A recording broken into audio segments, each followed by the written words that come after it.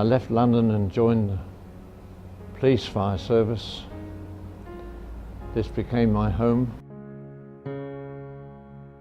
All the way through here was the kit, what we used to have on the pegs, you see.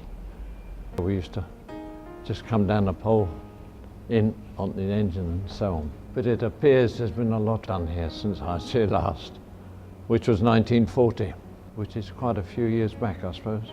But it was very enjoyable, and the fellows were good. 53 miles an hour was the most I've ever got out the old City Inn. And I got told off my section leader to ease up because the old motor was rattling like blazes. But we had to get there quickly, so we got there quickly. As long as you unplug your electrics at the time, which indeed we forgot to do very often. So we ended up training down the road with half the electricity cables. But I believe that's changed here now. No? No? They're certainly lovely vehicles and they cost a lot of money, but they're so well made. The crew gets in all inside, which we never used to. The turntable ladder was a big old Leyland, and the City engine, of course, was an Albion. Scanners and the Mercedes, they seem to be the main units of today.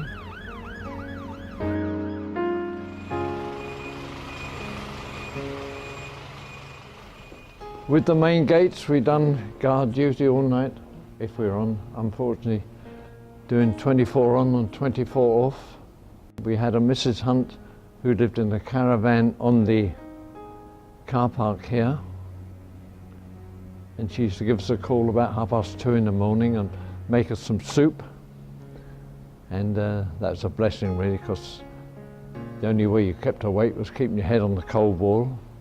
Very, very cold by the time you come off. Yeah. Well, of course, that was the police workshop there, the first two bays. And here were the bays where they used to do the night work for the accumulator batteries, torches, you know. Yeah. And of course, this is all altered out here. Before this was changed and the police station was extended, they used to be all on the slosh already with the trailers on, you know, American cars, any cars which would pull a trailer, the old climaxes, and the ladders, of course, and so they were already here for the use of. You see the tower, we used to do hook ladder drill, which is unheard of today. And of course we had to use this, about a 13-stave ladder, which was all cabled heavily with a big bill hook on the end. And as you go up every section of the window sections, you just hooked on, climbed up, straddled the windowsills, and then you do the next stage and then you get up the top. And it's quite hairy really. And when you look up there, that's quite a tall thing. We used to train on the top from this angle with the turntable ladder and walk along the parapet at the top of the station here. Yeah, because this was the married quarters. We had Sam Bussey and his wife and two sons. And then the next one was Company Officer Trollope, he was there. George Lee was the hard and fast officer at the time. He used to like a little side drink, but he's a very good fire officer. What are you laughing at? That's true. Yeah, it's amazing there's any steps left really. I thought we would have scrubbed them to pieces. Oh yes. Yes, I've been down. Yeah, this is the old one section of the pole, which I had a bet on from the ground floor once to climb up, and I got a nice 30 shillings, which is a lot of money then. I wouldn't do it today.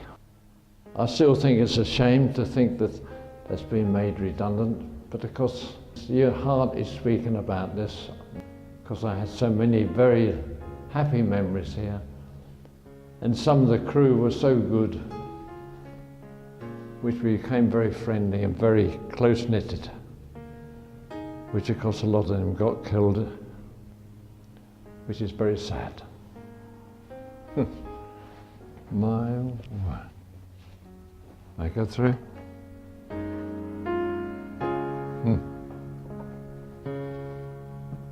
Yes. Well, I see the bar is still there. There's no one serving. Not a drink in sight. But still.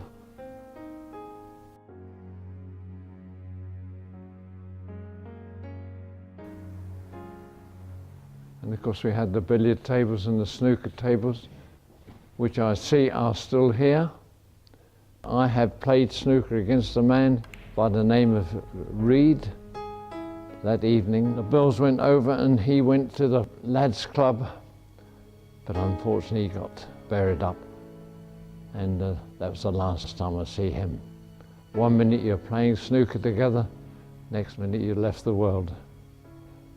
Again, a big sadness. And I was one of them who was in Sussex Street and Oak Street when Sam Bussey was unfortunately killed. And I'm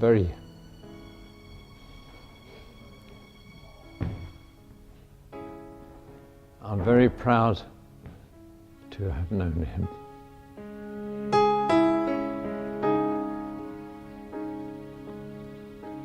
Well, I've been to a bomber crash when all the crew laid there. There was one officer there, just his torso was left, and I undid his tunic top and took out a gold cigarette case, and there was a picture of his wife and 2 kids and 15 gold flake cigarettes. Yes, the whole crew were gone that night.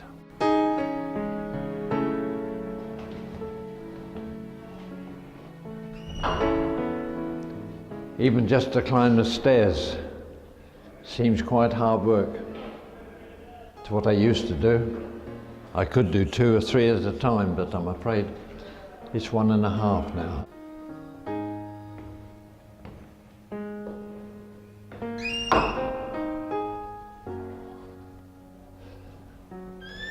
Still got these settlement cracks, which we had for years, even when I was here. This is my room. Things have changed immensely when you look down from my bedroom window here. So this is my old room anyway. The tower doesn't look so tall up here. To believe you used to climb up there and think nothing of it. It's going to be done away with, whatever. It's very sad, really, because there's a lot of good people used to be in here who became my friends. It's amazing how big this building is when you look from different heights and different angles. Well, this is indeed an area which I've not used, obviously, since I came out. And we had the rifle range and all stores and what have you up here. I remember that. That's when I could shoot straight. I think my shooting days are finished in more ways than one. Don't put that down. Anyway, good old station, really.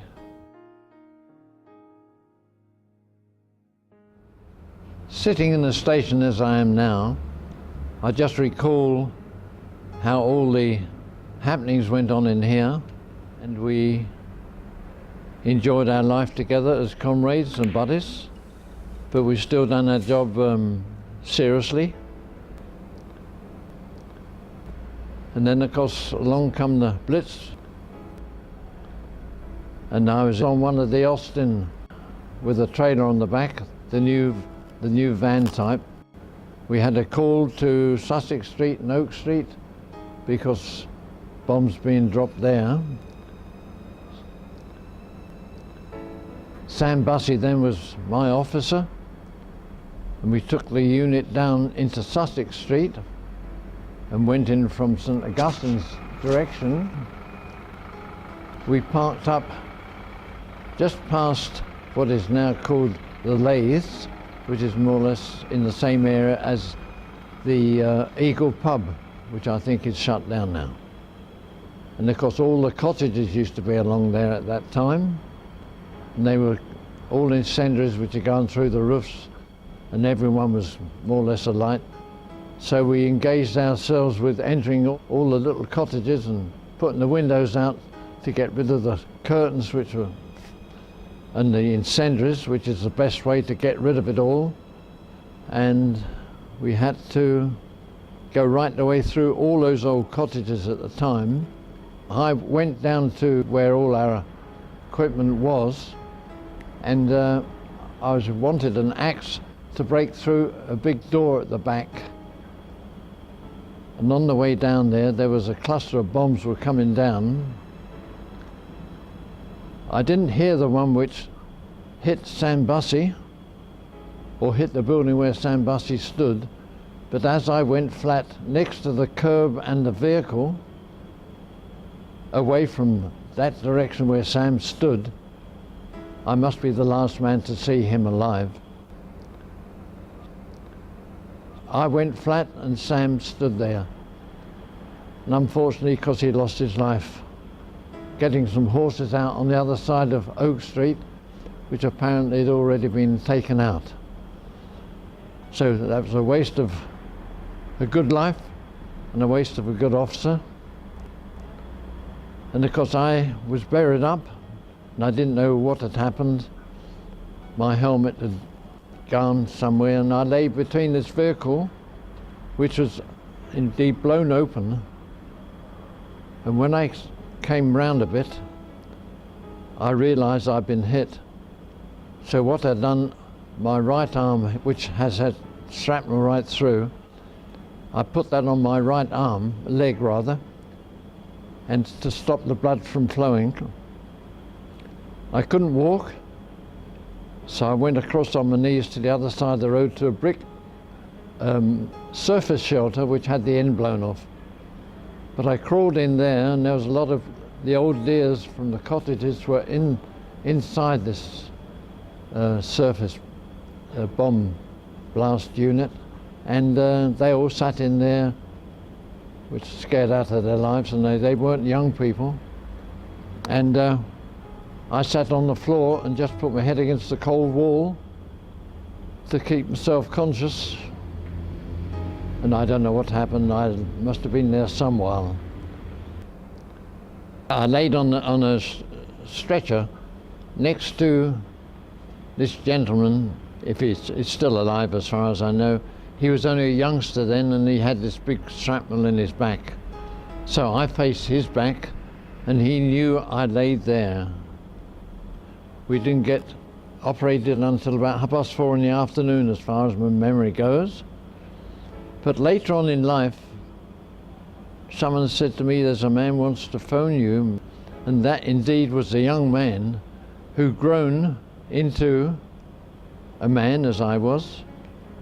And he said, I often wonder what happened to the fireman who laid there, who'd been hit. So of course we exchanged our life together then, and so we had conversation later on in life to think we laid next to one another as youngsters.